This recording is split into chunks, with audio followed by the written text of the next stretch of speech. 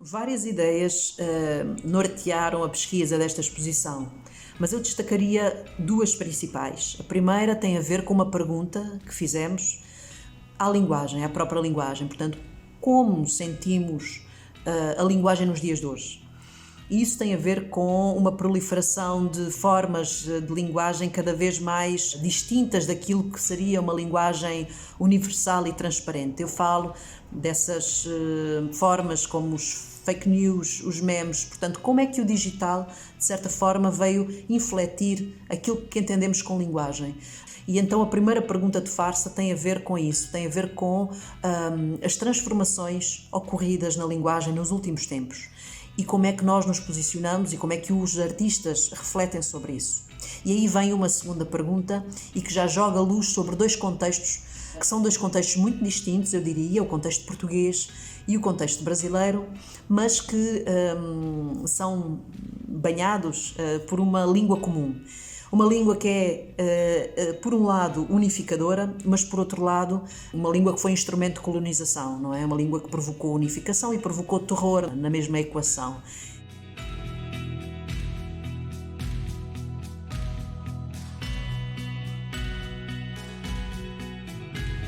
Uma exposição que relaciona Brasil e Portugal poderia ser lida segundo a ideia de uma suposta unidade linguística entre os dois países. No entanto, o que Farsa busca fazer é justamente o contrário, quer dizer, desconstruir esse mito da lusofonia e afirmar que existem muitas línguas portuguesas, na verdade, não existe uma língua só.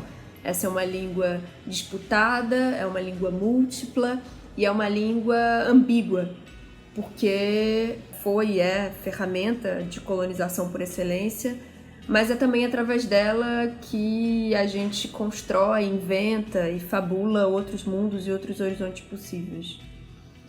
Mas a gente, nessa exposição, não quis falar só de língua ou de língua portuguesa, mas falar de linguagem.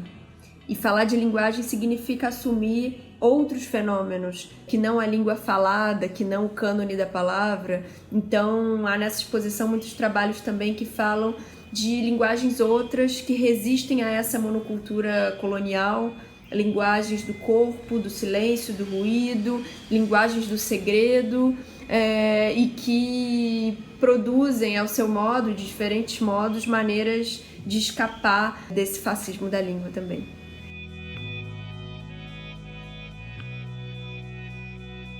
De um modo que eu julgo que foi bastante intenso e que foi um mergulho sobre arquivos, pesquisas, artistas, propostas da década de 60 e 70 e também do momento presente para hoje. E nós, aquilo que nos apercebemos é que muitas das questões e muitas das lutas dessas décadas, dos anos quentes das revoluções de 60 e 70, continuam hoje. Portanto, temos aqui uma ideia de história em aberto, e que a língua perpassa, portanto, a língua é o grande fio condutor que perpassa a exposição.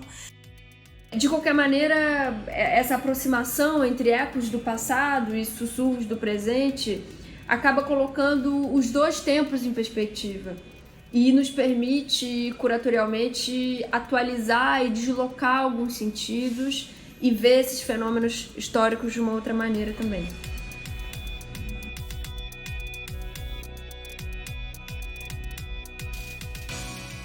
É uma exposição onde a língua está presente das mais variadas maneiras.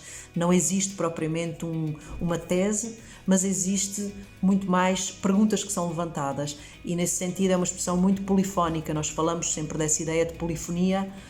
Quem visitar o Sesc Pompeia vai se dar conta dessa grande diversidade de suportes. É uma diversidade que encontramos no próprio trabalho dos artistas, ou seja, a partir das décadas de 60 e 70 até hoje, tem havido um grande esforço, um grande movimento de sair dos suportes tradicionais e encontrar formas híbridas de comunicar, que misturam o vídeo, misturam o cinema, misturam a poesia visual, a instalação, a pintura.